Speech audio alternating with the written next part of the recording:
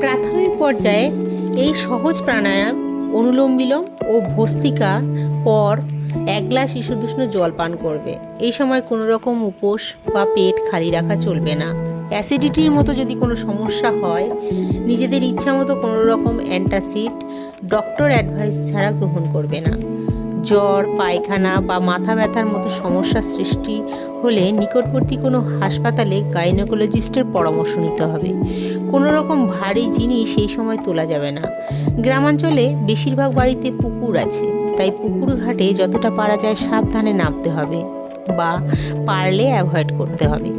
এই সময় maximum pregnant মায়েদের হিমোগ্লোবিন লেভেল খুব কম থাকে, তাই আগের দিন রাতে কিশমিশ, কাজু, শুকনো খেজুর জলে ভিজিয়ে রাখতে হবে। পরের দিন সকালে জলসহ সবটা খেতে হবে।